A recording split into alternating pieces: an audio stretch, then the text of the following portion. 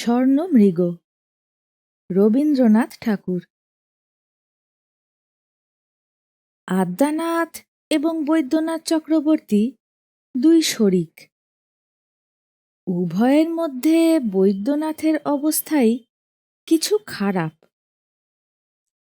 বৈদ্যনাথের বাপ মহেশচন্দ্রের বিষয়বুদ্ধি আদৌ ছিল না। তিনি দাদা শিবনাথের উপর সম্পূর্ণ নির্ভর করিয়া থাকিতেন। শিবনাথ ভাইকে প্রচুর স্নেহবাক্য দিয়া তৎপরিবর্তে তাহার বিষয় সম্পত্তি সমস্ত আত্মসাৎ করিয়া লন। কেবল খানকতক কোম্পানির কাগজ অবশিষ্ট থাকে। জীবন সমুদ্রে সেই কাগজ কখানি বৈদ্যনাথের একমাত্র অবলম্বন। শিবনাথ বহু অনুসন্ধানে তাহার পুত্র আদ্যানাথের সহিত এক ধনীর একমাত্র কন্যার বিবাহ দিয়া বিষয়বৃদ্ধির আর একটি সুযোগ করিয়া রাখিয়াছিলেন। মহেশচন্দ্র একটি সপ্তকন্যা ভারগ্রস্ত দরিদ্র ব্রাহ্মণের প্রতি দয়া করিয়া এক পয়সা পণ না লইয়া তাহার জ্যেষ্ঠা কন্যাটির সহিত পুত্রের বিবাহ দেন। সাতটি কন্যাকেই যে ঘরে লন নাই, তাহার কারণ তাহার একটিমাত্র পুত্র, এবং ব্রাহ্মণও সেরূপ অনুরোধ করে নাই।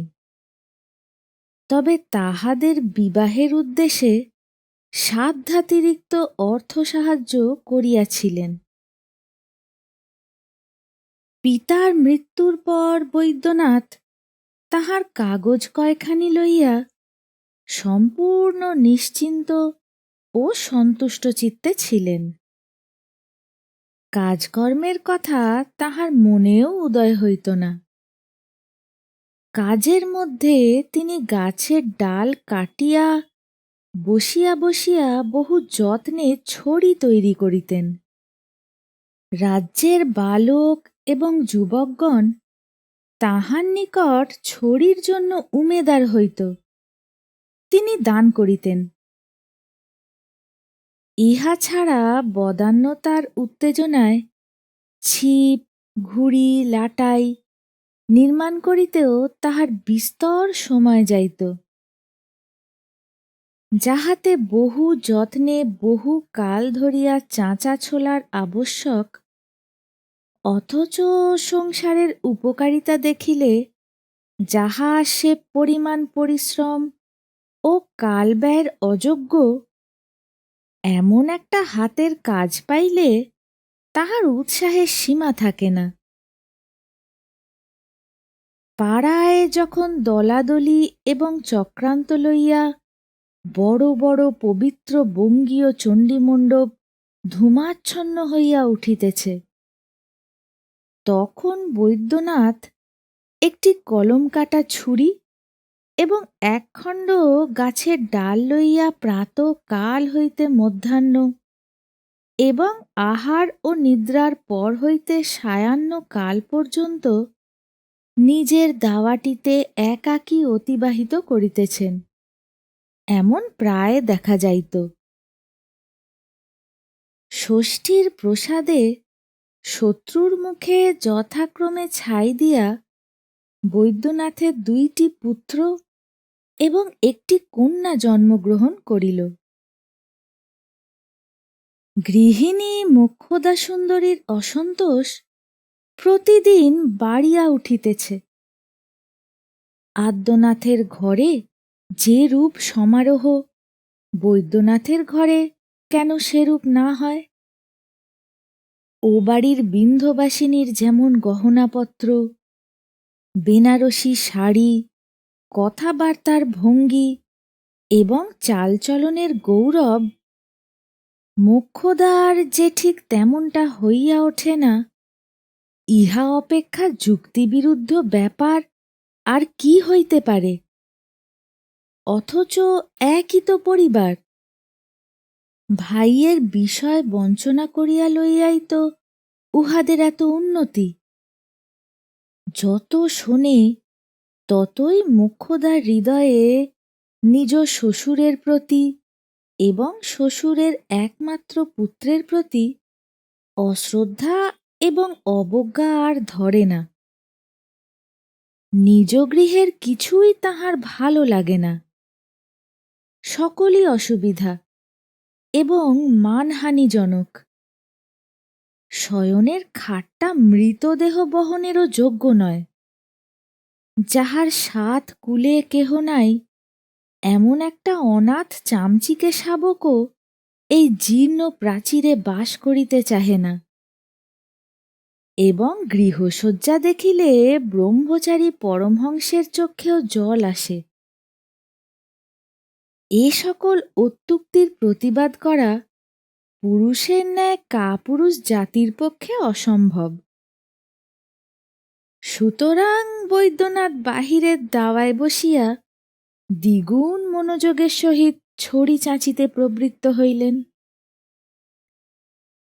কিন্তু মৌন ব্রত বিপদের একমাত্র পরিতারণ নহে। একদিন স্বামীর শিল্পকার্য বাধা দিয়া গৃহিণী তাহাকে অন্তঃপুরে আহ্বান করিয়া আনিতেন। অত্যন্ত গম্ভীরভাবে অন্যদিকে চাহিয়া বলিতেন, গোয়ালার দুধ বন্ধ করিয়া দাও।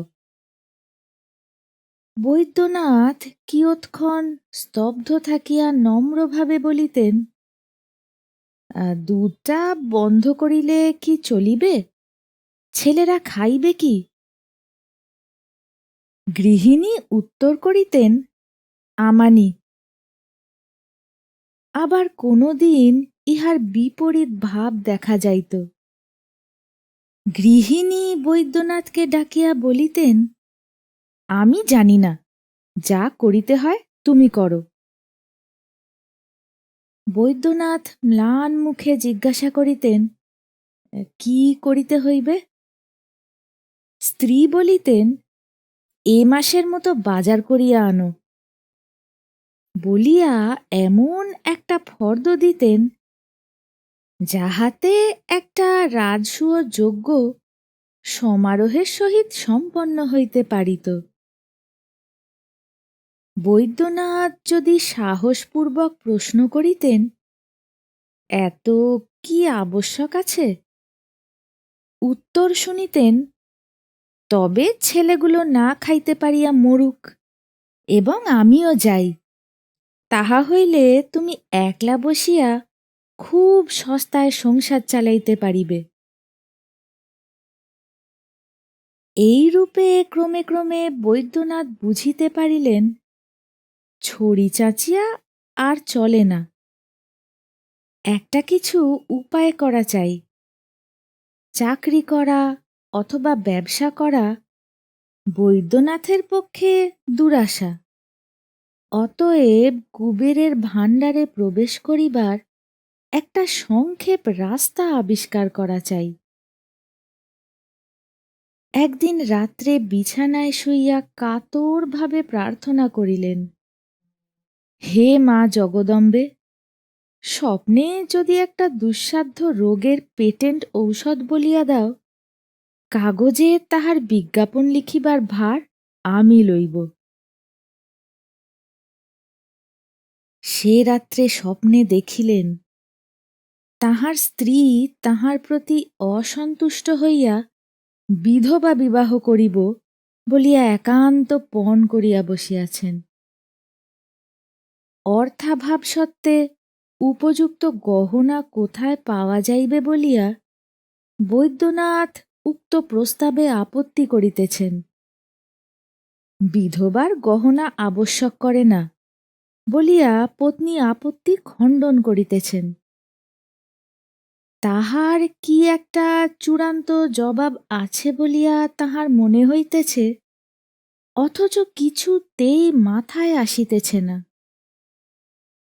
এমন সময় নিদ্রা ভঙ্গ হইয়া দেখিলেন সকাল হইয়াছে, এবং কেন যে তাহার স্ত্রীর বিধবা বিবাহ হইতে পারে না, তাহার সদুত্তর তৎক্ষণাৎ মনে পড়িয়া গেল। এবং সে বোধ করি কিঞ্চিৎ দুঃখিত হইলেন। পরদিন প্রাতকৃত্য সমাপন করিয়া একাকী বসিয়া ঘুড়ির লক তৈরি করিতেছেন। এমন সময় এক সন্ন্যাসী জয়ধ্বনি উচ্চারণ করিয়া দ্বারে আগত হইল। সেই মুহূর্তেই বিদ্যুতের মতো বৈদ্যনাথ ভাবী ঐশ্বর্যের উজ্জ্বল মূর্তি দেখিতে পাইলেন। সন্ন্যাসীকে প্রচুর পরিমাণে আদর, অভ্যর্থনা ও আহার্য যোগাইলেন। অনেক সাধ্য সাধনার পর জানিতে পারিলেন সন্ন্যাসী সোনা তৈরি করিতে পারে এবং সে বিদ্যা তাহাকে দান করিতেও সে অসম্মত হইল না। গৃহিণীও নাচিয়া উঠিলেন। যকৃতের বিকার উপস্থিত হইলে লোকে যেমন সমস্ত হলুদ বর্ণ দেখে, তিনি সেইরূপ পৃথিবীময় সোনা দেখিতে লাগিলেন। কল্পনা কারিগরের দ্বারা শয়নের খাট, গৃহসজ্জা এবং গৃহ প্রাচীর পর্যন্ত সোনায় মণ্ডিত করিয়া মনে মনে বিন্ধ্যবাসিনীকে নিমন্ত্রণ করিলেন। সন্ন্যাসী প্রতিদিন 2 সের করিয়া দুগ্ধ এবং 1.5 সের করিয়া মোহনভোগ খাইতে লাগিল এবং বৈদ্যনাথের কোম্পানির কাগজ দোহন করিয়া অজস্র রৌপ্য রস নিঃসৃত করিয়া লইল। ছিপ, ছড়ি, লাটাইয়ের কাঙালরা বৈদ্যনাথের রুদ্ধ দ্বারে নিষ্ফল আঘাত করিয়া চলিয়া যায়। ঘরের ছেলেগুলো যথাসময়ে খাইতে পায় না, পড়িয়া গিয়া কপাল ফুলায়, কাঁদিয়া আকাশ ফাটাইয়া দেয়।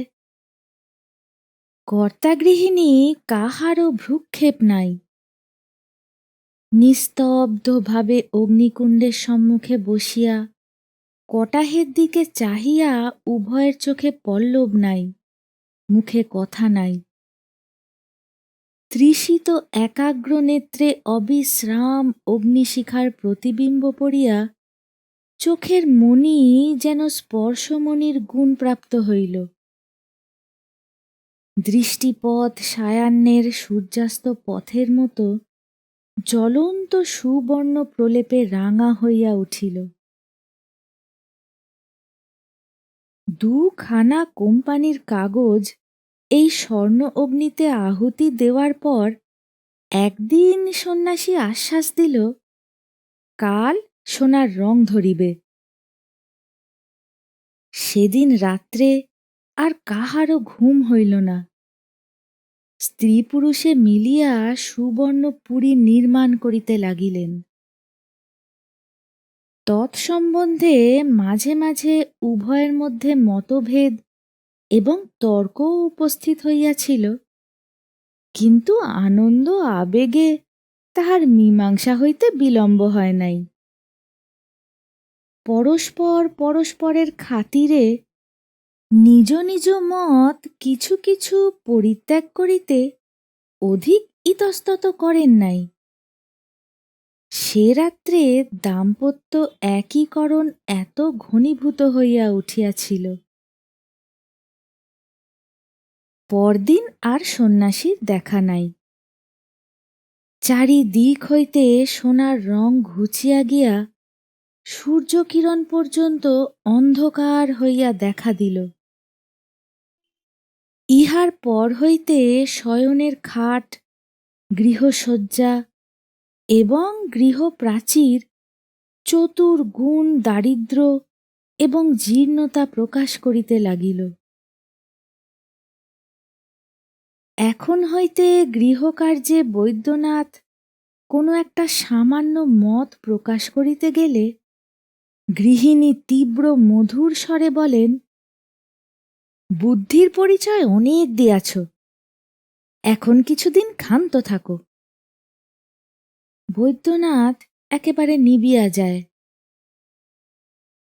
মোক্ষদা এমনই একটা শ্রেষ্ঠতার ভাব ধারণ করিয়াছে, যেন এই স্বর্ণ মরীচিকায় সে নিজে এক মুহূর্তের জন্য আশ্বস্ত হয় নাই। অপরাধী বৈদ্যনাথ স্ত্রীকে কিঞ্চিৎ সন্তুষ্ট করিবার জন্য বিবিধ উপায় চিন্তা করিতে লাগিলেন। একদিন একটি চতুষ্কোণ মোড়কে গোপন উপহার লইয়া স্ত্রীর নিকট গিয়া প্রচুর হাস্যবিকাশপূর্বক সাতিশয় চতুরতার সহিত ঘাড় নাড়িয়া কহিলেন, কি আনিয়াছি বলো দেখি। স্ত্রী কৌতূহল গোপন করিয়া উদাসীনভাবে কহিলেন, কেমন করিয়া বলিব, আমি তো আর জান নহি। বৈদ্যনাথ অনাবশ্যক কালব্যয় করিয়া প্রথমে দড়ির গাঁট অতি ধীরে ধীরে খুলিলেন, তারপর ফুঁ দিয়া কাগজের ধুলা ঝাড়িলেন। তাহার পর অতি সাবধানে এক এক ভাঁজ করিয়া কাগজের মোড়ক খুলিয়া আর্ট স্টুডিওর রং করা 10 মহাবিদ্যার ছবি বাহির করিয়া আলোর দিকে ফিরাইয়া গৃহিণীর সম্মুখে ধরিলেন। গৃহিণীর তৎক্ষণাৎ বিন্ধ্যবাসিনীর শয়নকক্ষের বিলাতি তেলের ছবি মনে পড়িল। অপর্যাপ্ত অবজ্ঞাস্বরে কহিলেন, মরে যাই, এ তোমার বৈঠকখানায় রাখিয়া বসিয়া বসিয়া নিরীক্ষণ করগে, এ আমার কাজ নাই। বিমর্ষ বৈদ্যনাথ বুঝিলেন, অন্যান্য অনেক ক্ষমতার সহিত স্ত্রীলোকের মন যোগাইবার দুরূহ ক্ষমতা হইতেও বিধাতা তাহাকে বঞ্চিত করিয়াছেন। এদিকে দেশে যত দৈবজ্ঞ আছে মোক্ষদা সকলকেই হাত দেখাইলেন, কোষ্ঠী দেখাইলেন। সকলেই বলিল তিনি সধবাবস্থায় মরিবেন, কিন্তু সেই পরমানন্দময় পরিণামের জন্যই তিনি একান্ত ব্যগ্র ছিলেন না। অতএব ইহাতেও তাহার কৌতূহল নিবৃত্তি হইল না। শুনিলেন তাহার সন্তান ভাগ্য ভালো, পুত্র কন্যায় তাহার গৃহ অবিলম্বে পরিপূর্ণ হইয়া উঠিবার সম্ভাবনা আছে। শুনিয়া তিনি বিশেষ প্রফুল্লতা প্রকাশ করিলেন না। অবশেষে একজন গনিয়া বলিল, বৎসর খানেকের মধ্যে যদি বৈদ্যনাথ দৈবধন প্রাপ্ত না হন, তাহা হইলে গণক তাহার পাঁজি পুঁথি সমস্তই পুড়াইয়া ফেলিবে। গণকের এইরূপ নিদারুণ পণ শুনিয়া মোক্ষদার মনে আর তিলমাত্র অবিশ্বাসের কারণ রহিল না। গণৎকার তো প্রচুর পারিতোষিক লইয়া বিদায় হইয়াছেন, কিন্তু বৈদ্যনাথের জীবন দুর্বহ হইয়া উঠিল। ধন উপার্জনের কতকগুলি সাধারণ প্রচলিত পথ আছে, যেমন চাষ, চাকরি, ব্যবসা, চুরি এবং প্রতারণা, কিন্তু দৈবধন উপার্জনের সেরূপ কোনো নির্দিষ্ট উপায় নাই। এই জন্য মোক্ষদা বৈদ্যনাথকে যতই উৎসাহ দেন এবং ভৎসনা করেন, বৈদ্যনাথ ততই কোনো দিকে রাস্তা দেখিতে পান না। কোনখানে খুঁড়িতে আরম্ভ করিবেন, কোন পুকুরে ডুবুরি নামাইবেন, বাড়ির কোন প্রাচীরটা ভাঙিতে হইবে, ভাবিয়া কিছুই স্থির করিতে পারেন না।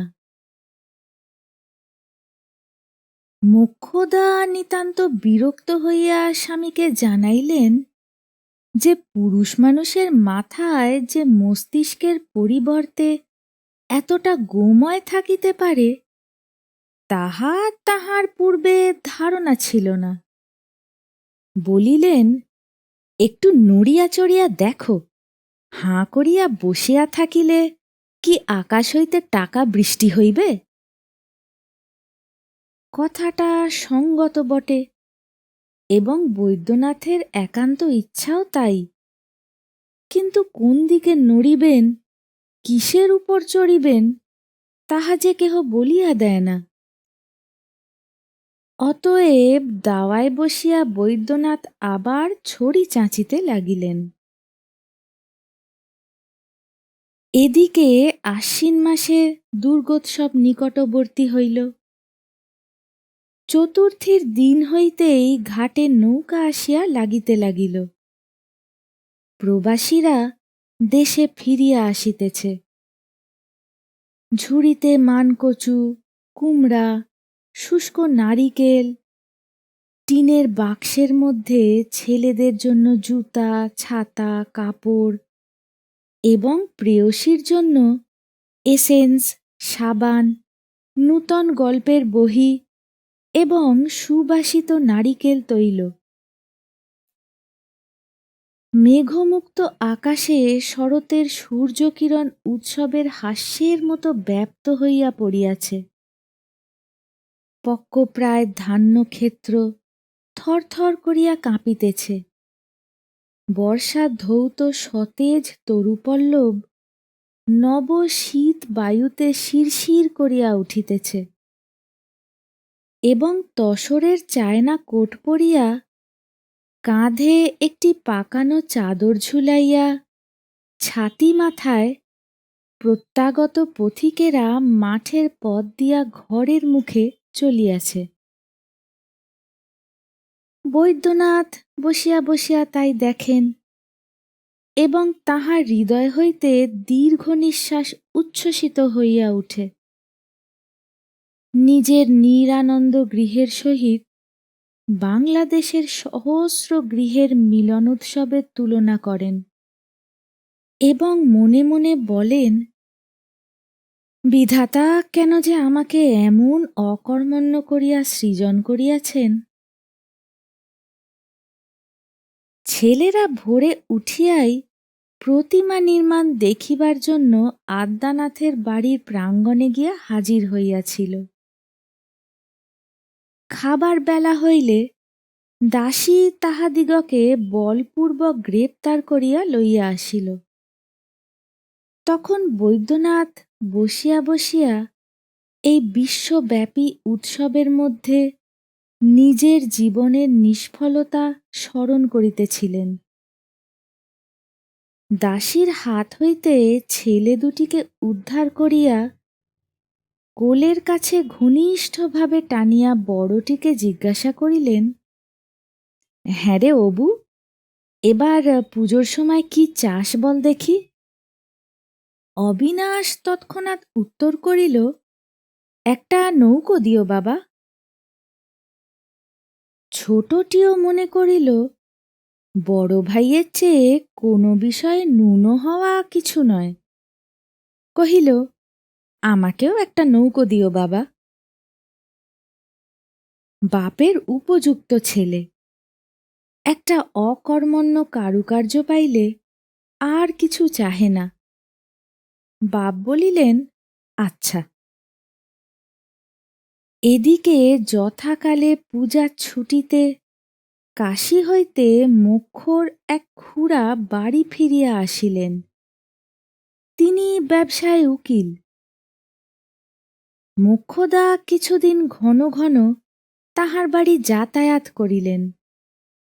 অবশেষে একদিন স্বামীকে আসিয়া বলিলেন, ওগো, তোমাকে কাশী যাইতে হইতেছে। বৈদ্যনাথ সহসা মনে করিলেন, বুঝি তাহার মৃত্যুকাল উপস্থিত। গণক কোষ্ঠী হইতে আবিষ্কার করিয়াছে। সহধর্মিণী সেই সন্ধান পাইয়া তাহার সদ্গতি করিবার যুক্তি করিতেছেন। পরে শুনিলেন, এইরূপ জনশ্রুতি যে কাশীতে একটি বাড়ি আছে, সেখানে গুপ্তধন মিলিবার কথা। সেই বাড়ি কিনিয়া তাহার ধন উদ্ধার করিয়া আনিতে হইবে। বৈদ্যনাথ বলিলেন, কি সর্বনাশ!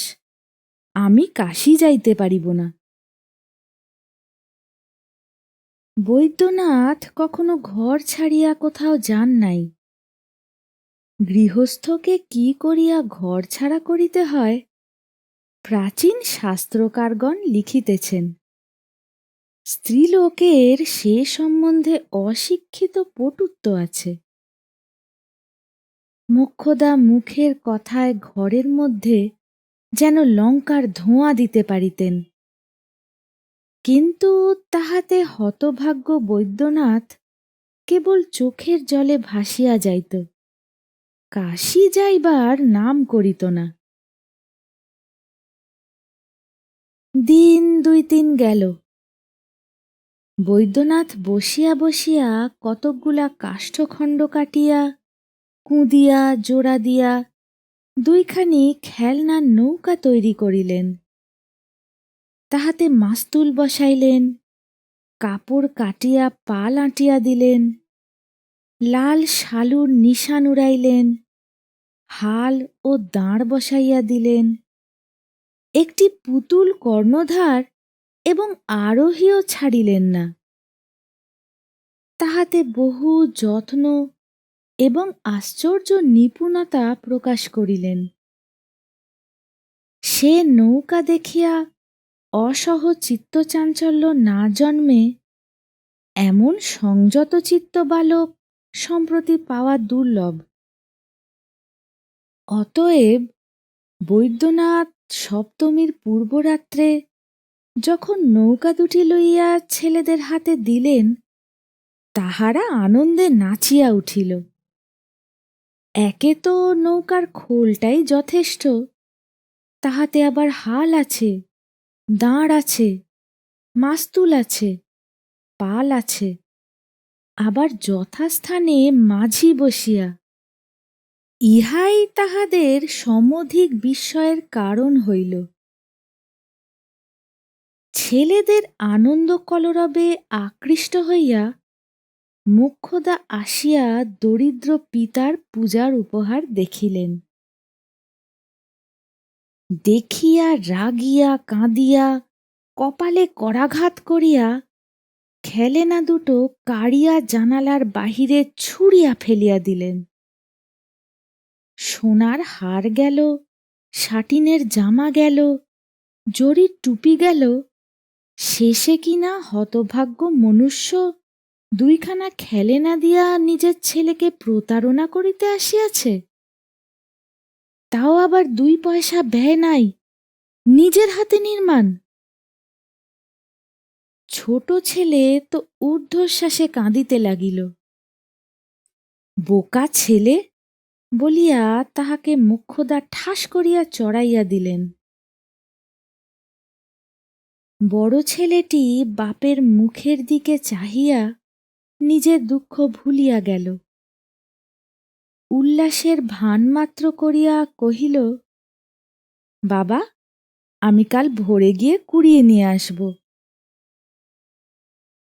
বৈদ্যনাথ তাহার পরদিন কাশী যাইতে সম্মত হইলেন। কিন্তু টাকা কোথায়? তাহার স্ত্রী গহনা বিক্রয় করিয়া টাকা সংগ্রহ করিলেন। বৈদ্যনাথের পিতামহীর আমলের গহনা, এমন খাঁটি সোনা এবং ভারী গহনা আজকালকার দিনে পাওয়াই যায় না। বৈদ্যনাথের মনে হইল তিনি মরিতে যাইতেছেন।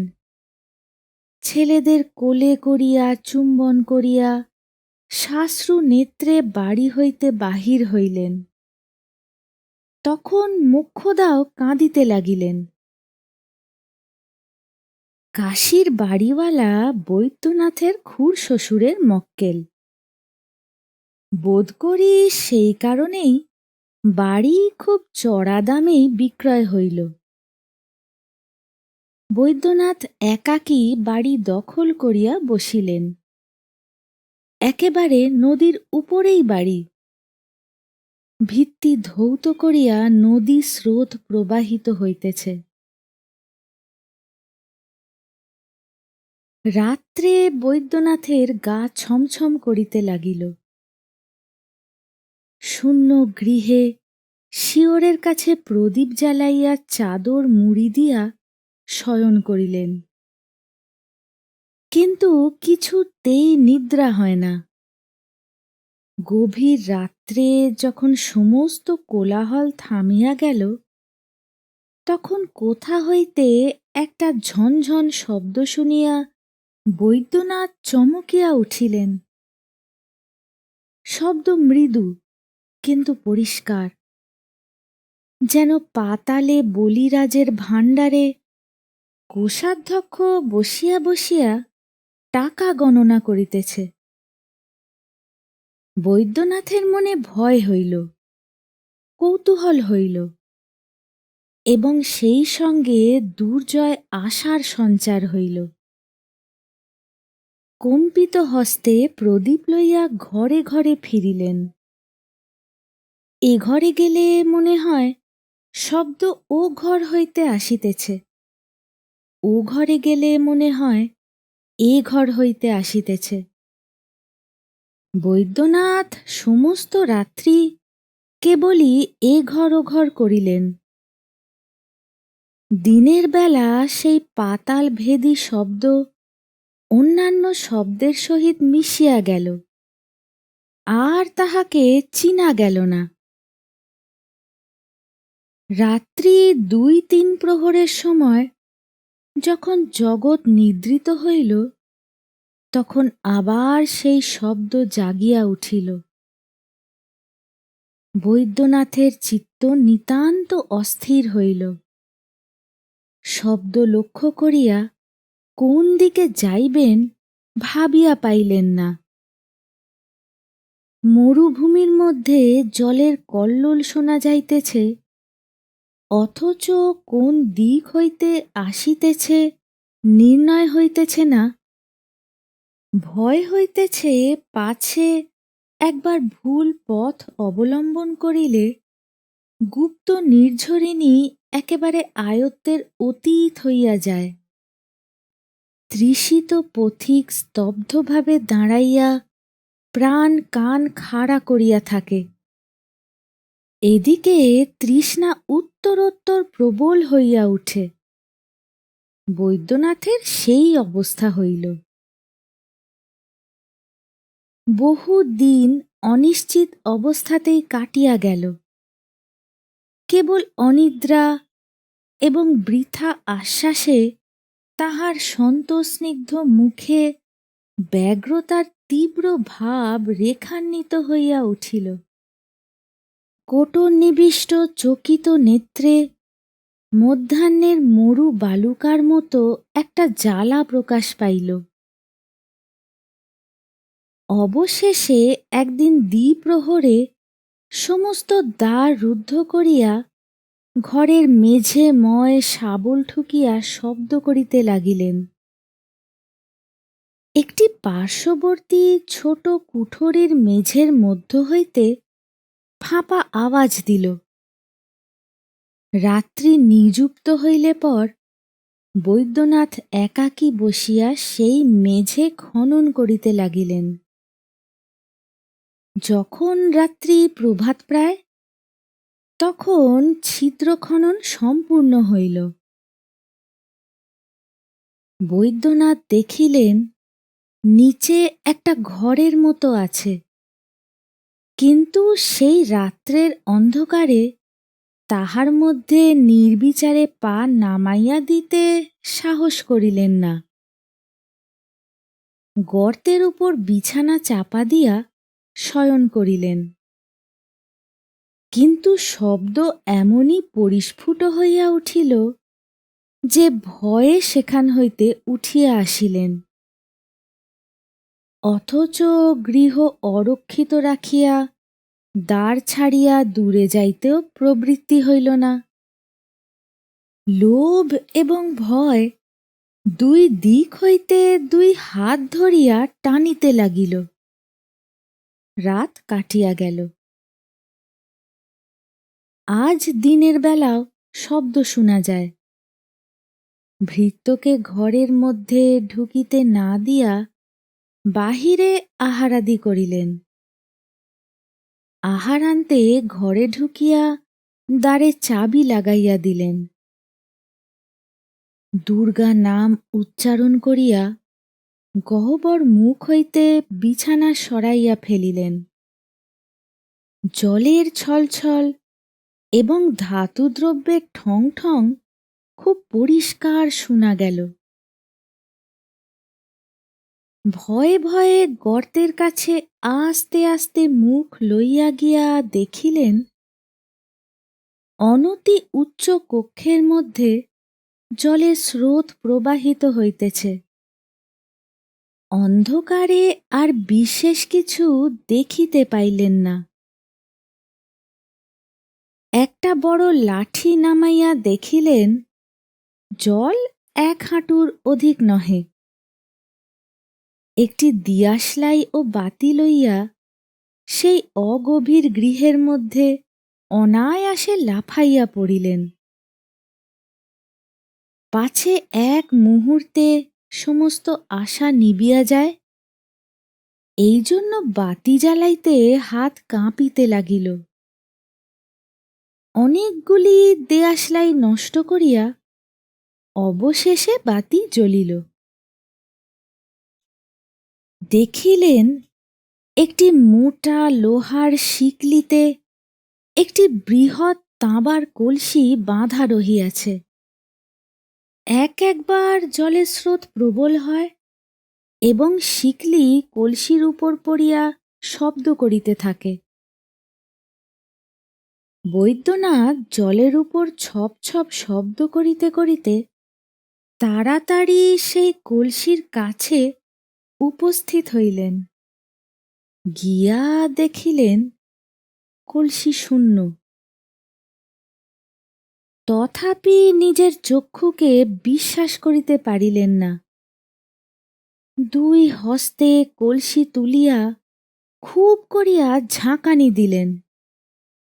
ভিতরে কিছুই নাই। উপুর করিয়া ধরিলেন, কিছুই পড়িল না। দেখিলেন কলসির গলা ভাঙা।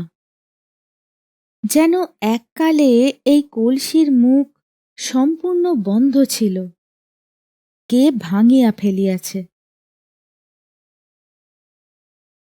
তখন বৈদ্যনাথ জলের মধ্যে 2 হস্ত দিয়া পাগলের মতো হাতড়াইতে লাগিলেন। কর্দম স্তরের মধ্যে হাতে কি একটা ঠেকিল। তুলিয়া দেখিলেন মরার মাথা। সেটাও একবার কানের কাছে লইয়া ঝাঁকাইলেন, ভিতরে কিছুই নাই। ছুঁড়িয়া ফেলিয়া দিলেন।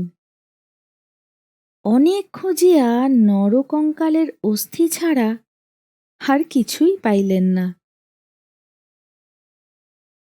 দেখিলেন নদীর দিকে দেয়ালের এক জায়গা ভাঙা, সেইখান দিয়া জল প্রবেশ করিতেছে এবং তাহার পূর্ববর্তী যে ব্যক্তির কোষ্ঠীতে দৈবধন লাভ লেখা ছিল, সেও সম্ভবত এই ছিদ্র দিয়া প্রবেশ করিয়াছিল। অবশেষে সম্পূর্ণ হতাশ হইয়া মা বলিয়া মস্ত একটা মর্মভেদী দীর্ঘ নিঃশ্বাস ফেলিলেন। প্রতিধ্বনি যেন অতীতকালের আরো অনেক হতাশ্বাস ব্যক্তির নিঃশ্বাস একত্রিত করিয়া ভাষণ গাম্ভীর্যের সহিত পাতাল হইতে স্তনিত হইয়া উঠিল। সর্বাঙ্গে জল কাদা মাখিয়া বৈদ্যনাথ উপরে উঠিলেন। জনপূর্ণ কোলাহলময় পৃথিবী তাহার নিকটে আদ্যপান্ত মিথ্যা এবং সেই শৃঙ্খলবদ্ধ ভগ্ন ঘটের মতো শূন্য বোধ হইল। আবার যে জিনিসপত্র বাঁধিতে হইবে, টিকিট কিনিতে হইবে, গাড়ি চড়িতে হইবে, বাড়ি ফিরিতে হইবে, স্ত্রীর সহিত বাগ্বিতণ্ডা করিতে হইবে, জীবন প্রতিদিন বহন করিতে হইবে, সে তাহার অসহ্য বলিয়া বোধ হইল। ইচ্ছা হইল নদীর জীর্ণ পাড়ের মতো ঝুপ করিয়া ভাঙিয়া জলে পড়িয়া যান। কিন্তু তবু সেই জিনিসপত্র বাঁধিলেন, টিকিট কিনিলেন এবং গাড়িও চড়িলেন, এবং একদিন শীতের সায়াহ্নে বাড়ির দ্বারে গিয়া উপস্থিত হইলেন। আশ্বিন মাসে শরতের প্রাতকালে ঘরের কাছে বসিয়া বৈদ্যনাথ অনেক প্রবাসীকে বাড়ি ফিরিতে দেখিয়াছেন, এবং দীর্ঘ শ্বাসের সহিত মনে মনে এই বিদেশ হইতে দেশে ফিরিবার সুখের জন্য লালায়িত হইয়াছেন। তখন আজিকার সন্ধ্যা স্বপ্নেরও অগম্য ছিল। বাড়িতে প্রবেশ করিয়া প্রাঙ্গণের কাষ্ঠাসনে নির্বোধের মতো বসিয়া রহিলেন, অন্তঃপুরে গেলেন না। সর্বপ্রথমে ঝি তাহাকে দেখিয়া আনন্দ কোলাহল বাধাইয়া দিল। ছেলেরা ছুটিয়া আসিল। গৃহিণী ডাকিয়া পাঠাইলেন। বৈদ্যনাথের যেন একটা ঘোর ভাঙিয়া গেল। আবার যেন তাহার সেই পূর্ব সংসারে জাগিয়া উঠিলেন। শুষ্ক মুখে ম্লান হাস্য লইয়া একটা ছেলেকে কোলে করিয়া, একটা ছেলের হাত ধরিয়া অন্তঃপুরে প্রবেশ করিলেন। তখন ঘরে প্রদীপ জ্বালানো হইয়াছে, এবং যদিও রাত হয় নাই, তথাপি শীতের সন্ধ্যা রাত্রির মতো নিস্তব্ধ হইয়া আসিয়াছে। বৈদ্যনাথ খানিকক্ষণ কিছু বলিলেন না। তারপর মৃদু স্বরে স্ত্রীকে জিজ্ঞাসা করিলেন, কেমন আছো? স্ত্রী তাহার কোনো উত্তর না দিয়া জিজ্ঞাসা করিলেন, কি হইল? বৈদ্যনাথ নিরুত্তরে কপালে আঘাত করিলেন। মোক্ষদার মুখ ভারী শক্ত হইয়া উঠিল। ছেলেরা প্রকাণ্ড একটা অকল্যাণের ছায়া দেখিয়া আস্তে আস্তে উঠিয়া গেল। ঝির কাছে গিয়া বলিল, সেই নাপিতের গল্প বলো, বলিয়া বিছানায় শুইয়া পড়িল। রাত হইতে লাগিল, কিন্তু দুজনের মুখে একটি কথা নাই। বাড়ির মধ্যে কি একটা যেন ছমছম করিতে লাগিল, এবং মোক্ষদার ঠোঁট দুটি ক্রমশই বজ্রের মতো আঁটিয়া আসিল। অনেকক্ষণ পরে মোক্ষদা কোনো কথা না বলিয়া ধীরে ধীরে শয়নগৃহের মধ্যে প্রবেশ করিলেন, এবং ভিতর হইতে দ্বার রুদ্ধ করিয়া দিলেন। বৈদ্যনাথ চুপ করিয়া বাহিরে দাঁড়াইয়া রহিলেন। চৌকিদার প্রহর হাঁকিয়া গেল। শ্রান্ত পৃথিবী অকাতর নিদ্রায় মগ্ন হইয়া রহিল। আপনার আত্মীয় হইতে আরম্ভ করিয়া অনন্ত আকাশের নক্ষত্র পর্যন্ত কেহই এই লাঞ্ছিত ভগ্ননিদ্র বৈদ্যনাথকে একটি কথা জিজ্ঞাসা করিল না। অনেক রাত্রে বোধ করি কোনো স্বপ্ন হইতে জাগিয়া বৈদ্যনাথের বড় ছেলেটি শয্যা ছাড়িয়া আস্তে আস্তে বারান্দায় আসিয়া ডাকিল, বাবা। তখন তাহার বাবা সেখানে নাই। অপেক্ষাকৃত ঊর্ধ্বকণ্ঠে রুদ্ধ দ্বারের বাহির হইতে ডাকিল, বাবা, কিন্তু কোনো উত্তর পাইল না। আবার ভয়ে ভয়ে বিছানায় গিয়া শয়ন করিল। পূর্ব প্রথানুসারে ঝি সকালবেলায় তামাক সাজিয়া তাহাকে খুঁজিল, কোথাও দেখিতে পাইল না। বেলা হইলে প্রতিবেশীগণ গৃহপ্রত্যাগত বান্ধবের খোঁজ লইতে আসিল, কিন্তু বৈদ্যনাথের সহিত সাক্ষাৎ হইল না।